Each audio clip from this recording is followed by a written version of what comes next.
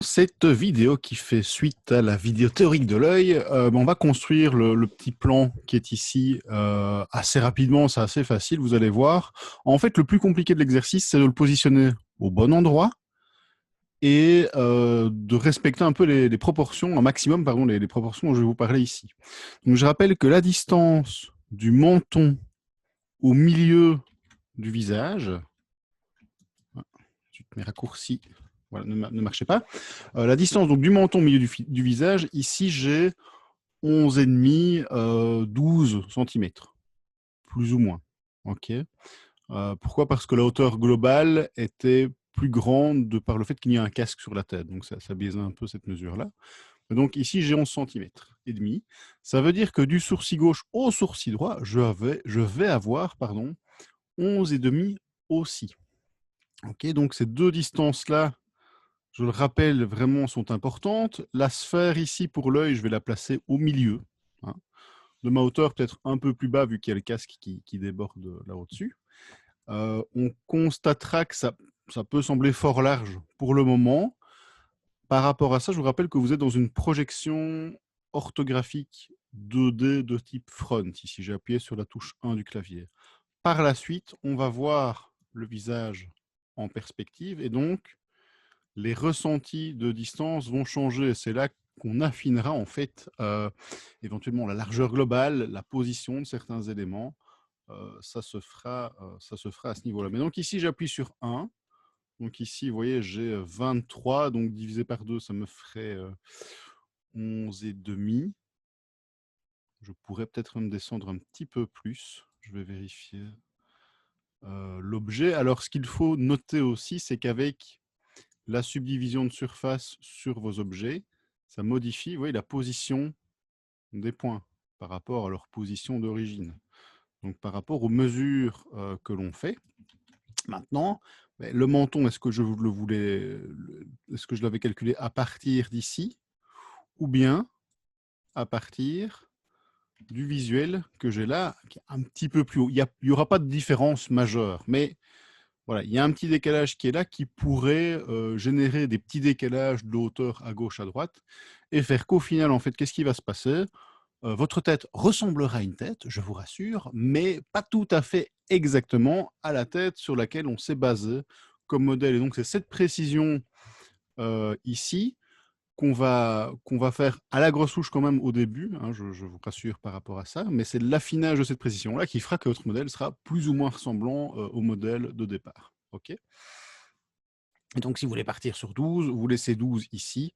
11 ou 12, globalement, ça passera. D'accord. Par contre, si vous mettez 15, là, vous allez avoir des soucis. Vous aurez les yeux au milieu du front et ça n'ira pas. Par rapport à la sphère ici que j'ai créée, ben, vous pouvez créer une sphère. Hein. C'est dans Add Mesh UV Sphère. La sphère, je lui ai mis une taille de 2,5 cm. En fait, c'est le globe oculaire, c'est la taille réelle d'un globe oculaire, donc c'est assez facile. Une petite recherche dans Google et vous aurez confirmation de cette donnée. Je pensais que c'était 2,4 en moyenne, 2,5, mais bon, on n'est pas au millimètre près. Et donc, cette sphère, je l'ai placée où? Je l'ai placée à la moitié de la hauteur, plus ou moins de nouveau, mais dans la région de la moitié. Donc ne vous dites à ne pas faire, c'est la placer au-dessus de la moitié. Là c'est foutu, il n'y a plus de place pour le cerveau, par exemple. Là, c'est trop bas, le front sera trop grand. Là, c'est bon, là, c'est bon. Donc c'est plus ou moins à cet endroit-ci. Et alors, en vue de left, je l'ai décalé un petit peu par rapport à la forme qui est ici, mais pour voir ce que je fais en fait, simplement. Donc vous pouvez créer une sphère, qu'on peut renommer d'ailleurs en œil, hein, voilà, ou en globe oculaire. Et ici, ce que j'ai fait, comme sur le schéma que je vous ai montré dans Photoshop précédemment, j'ai créé le petit maillage qui est ici, que je vais refaire, là maintenant avec vous. Donc voilà, je préfère prendre le temps de bien vous expliquer tout ça pour que les choses soient bien positionnées en fait. C'est comme ça que vous allez gagner du temps. Vous créez un plan. Attention à bien être en mode objet quand vous le faites.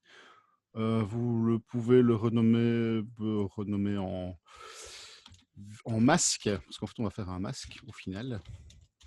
puis on fera le nez à partir de ce masque par la suite. Et ici, je vais faire une rotation à 90 degrés de mon plan sur l'axe des X. Le plan, il est ici derrière, je vais le ravancer. Voilà. En vue de left, donc vous le mettez devant la sphère. Ici, vous le mettez comme ceci. Je vais regarder, donc je suis en vue front, touche 1. Je vais placer le coin du plan ici au niveau du milieu de la sphère. J'aurais pu peut-être la avancer un petit peu. Voilà. Voilà. Donc, ici, nouvelle méthode de modélisation. Je vais passer en Extrude Edge. Donc, je vais venir sur les segments, touche 2. Je vais prendre un segment, je vais appuyer sur E, je vais déplacer ma souris sans appuyer sur les boutons. Donc, je déplace la souris pour valider l'extrusion. Vous voyez, ça reste sur le même plan, on le voit en vue de left. Zut. Ah. Là, pour valider, je fais un clic gauche. Mon extrusion est faite. Donc ici, si je veux aller vite, j'appuie sur R pour faire des rotations de mes segments, sur G pour les déplacer, T pour les scaler, RGT, donc les touches sont côte à côte. C'est assez pratique. On peut travailler avec ceci. Alors le T par contre, le T fonctionne pas chez moi. Tiens, pourquoi? Ben parce que c'est S. RGS, autant pour moi, pour vos déplacements et vos scales. Vous pouvez aussi travailler en mode point. Okay, donc il n'y a aucun problème. L'idée ici, par rapport à la paupière que je suis en train de structurer, c'est que, là c'est mes points intermédiaires dont je vous ai parlé, c'est que la paupière passe sur la sphère et pas en dehors, sinon le globe oculaire risque de sortir de l'œil et là, vous allez avoir un problème. Alors là, je suis à l'intersection de la paupière supérieure et inférieure. Donc, si je considérais que ceci est ma pupille au niveau de mes points, vous pouvez aller, peut-être, n'hésitez pas à les revoir, hein, les vidéos, pour vous imprégner des différents points de la matière. Je vais le mettre plus ou moins ici en bas. Et donc, de l'autre côté, pour ma caroncule lacrymale, je vais aller plus bas que les points qui sont là. C'est un point auquel je prêterai attention quand je regarderai vos travaux. Donc, soyez attentifs à la position de ces points-là. Pour moi, c'est la base, en fait. C'est ce qui fera que votre œil, il va donner bien au final, en fait, simplement. Donc ici, je rappelle, il y a un petit décalage vers la droite par rapport au centre. Je ferai un peu vers la gauche pour le bas. Donc c'est les 4 points de couleur. Bon, je ne sais pas mettre de code couleur comme ça sur les points dans Blender, mais voilà, hop. Je reprends le segment, je appuie sur E. Donc ici, je suis au milieu. On peut, vous voyez, enchaîner les extrusions et puis repositionner les points. Il n'y a pas de règle. Il n'y a pas beaucoup de points de toute façon au final.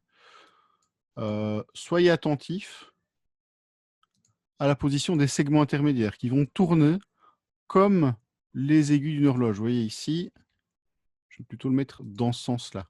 Ça va être important parce que ça va aider à bien marquer le volume par la suite.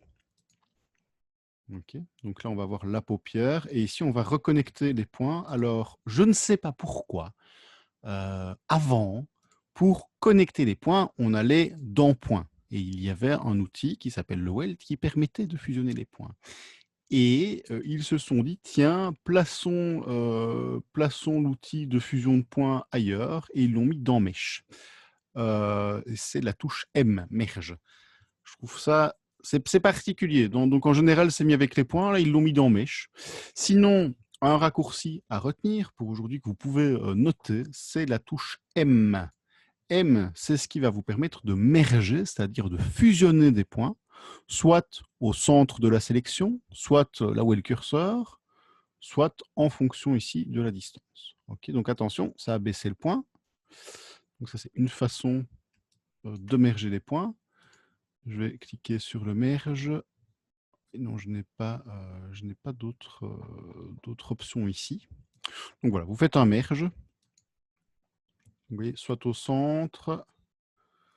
Alors curseur, je pourrais déplacer le curseur 3D pour dire fais la fusion à cet endroit-là, mais je ne vais pas chipoter avec ça. Ou faire un collapse. Non, pardon, ça ne marchera pas ici. tic, tic. Je vais refaire au centre, simplement. Voilà. Donc ça vous permet de fermer la structure de l'œil. Vous voyez bien qu'on a un point. J'en avais 2 avant. Je reviens avec un CTRL-SHIFT-Z en avant. Ici, je n'ai plus qu'un vertex de sélectionner. Donc ici, je vais rapprocher un petit peu mon point. Je vais le descendre légèrement. Si vous regardez le PDF, c'est comme ça que ça a été fait. Les points intermédiaires, je les place plus ou moins à la moitié. On peut agrandir un petit peu ici. Ça va être le volume de la paupière qui va venir là. Voilà, voilà. Et une fois que ces points-là sont mis comme ceci, on va déplacer les points orange vers... on le fera après, mais à un moment donné, ces points orange-là, on va les déplacer vers l'arrière pour créer le volume de la paupière. Avant ça, on va repositionner précisément les 4 points clés de l'œil. Ça, c'est le point le plus bas d'ailleurs. Je vais le redescendre un petit peu. Les 4 points clés, on va les repositionner de profil. Donc, je vais vous faire une autre petite vidéo dans Photoshop pour vous expliquer comment les mettre. Et puis, à la moitié de ces points-là, on viendra travailler la courbure en vue du dessus pour les points intermédiaires. Donc, je vous dis à tout de suite pour la partie théorique de l'œil, de la position de ces points-ci, pardon, dans la vue de profil. À très bientôt. Et n'oubliez pas de faire un break entre 2 vidéos, de prendre un verre d'eau, de faire une petite marche et de prendre soin de vous. Voilà, voilà. Au revoir.